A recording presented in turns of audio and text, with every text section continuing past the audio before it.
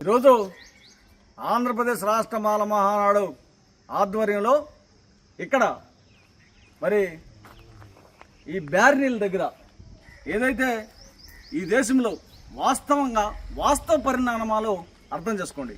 ఈ పొగాకు విత్తనాలు నాటి నారును మలిపించి ఈ నారును పీకి చేలో నాటి పెంచి మరి తోటలైన తర్వాత ఈ పొగాకును కొట్టి బ్యారినీలకు తీసుకొచ్చి మరి అక్కడ అల్లటం కూడా చూశారు.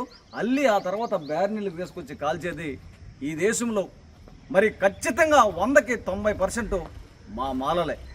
ఎందుకంటే ఈ బ్యారినీలు కాల్చేసేటువంటి సమయంలో మరి ఇక్కడ 2 నెలల 15 రోజులు బ్యారినీలు కాలుస్తారు. ఎలా కాలుస్తారంటే వాననక ఎండనక చలనక మరి రాత్రనక పగలనక నిత్యం ఇవి మరి దీన్ని అశ్రద్ధ చేయకుండా కాల్చుకుంటూ మళ్ళీ రోజు మార్చి రోజు ఈ శకకు మరి బగ మండేటటువంటి శకకు లోపలికి వెళ్ళి డోర్ తీసుకొని చూసి మరి ఏ పాయింట్ ఎంతవరకు కాలుతుంది, మరి క్వాలిటీ అంటే 1వ నెంబరా లేకపోతే మాడాకు వస్తుందా లేకపోతే పచ్చాకు వస్తుందా లేకపోతే ఆరు వస్తుందా, ఇవన్నీ చూసి ఈ ఆకుని ఎలా కాల్చాలా అనే పరిజ్ఞానం కలిగినటువంటి వ్యక్తులు మా మాలోళ్ళు.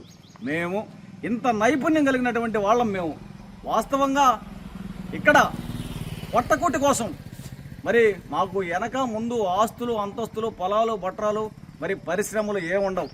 దేవుడిచ్చినటువంటి రెక్కలు కాళ్ళు చేతులు మాత్రమే ఉంటాయి.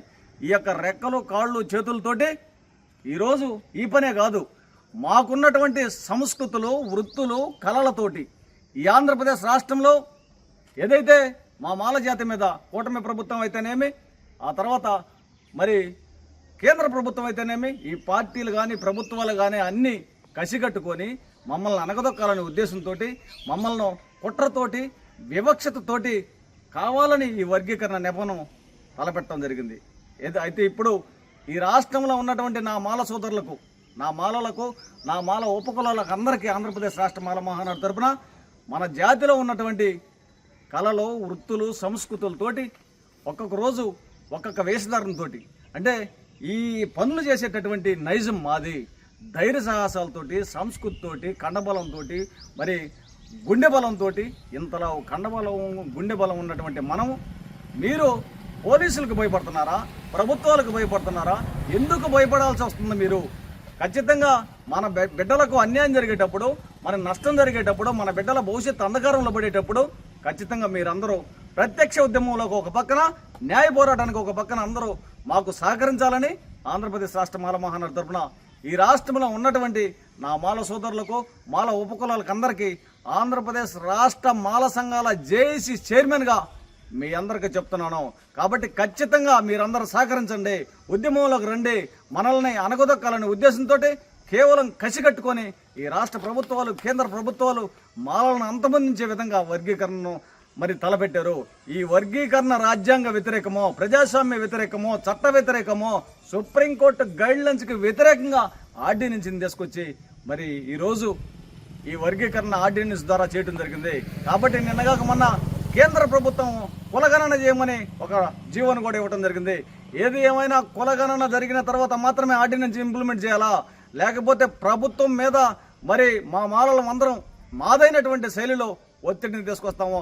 ఈ రాష్ట్ర ప్రభుత్వంలో ఉన్నటువంటి అధికార పార్టీ ప్రభుత్వంలో ఉన్నటువంటి మరి శాసనసభ్యులు, మా మాల శాసనసభ్యులు మరి దున్నపోత మీద వర్షం పడ్డట్టు మా పదవులు ఓడతాయని, మాకు హైకమాండ్ నెక్స్ట్ టికెట్ ఇవ్వదని, మాల జాతినికి అన్యాయం జరుగుతుంటే, నష్టం జరుగుతుంటే వాళ్ళ స్వార్థం కోసం మరి మౌనంగా ఉంటున్నారు. ఇది కూడా గమనించండి. కాబట్టి ఇలాంటి బ్యార్నీలు అయితేనేమి, ఆకు కొట్టడం అయితేనేమి, నాటడం అయితేనేమి, విత్తనాలు పెంచడం అయితేనేమి, ఈ పొగాకు పని మొత్తం మూటికి ముమ్మాటికి మా మాలలే చేసేది. దీని నైజం అంతా మాకే తెలుసు.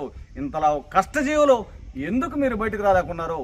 నేను చేసేటటువంటి ఈ కార్యక్రమాలన్నిటికీ స్పందించి నా జాతి బిడ్డలను చైతన్యపరుస్తూ ముందుకు మీరు ఉద్యమంలోకి రావాలని, మన జాతి ఇవాళతోటి మనం మొత్తం మన బిడ్డల భవిష్యత్తు అంధకారంలో పడుతుంది. కాబట్టి ఖచ్చితంగా మీరందరూ సహకరించాలని ఆంధ్రప్రదేశ్ రాష్ట్ర మాల మహానాడు తరఫున సవినయంగా మీ అందరికీ తెలియజేస్తున్నాను.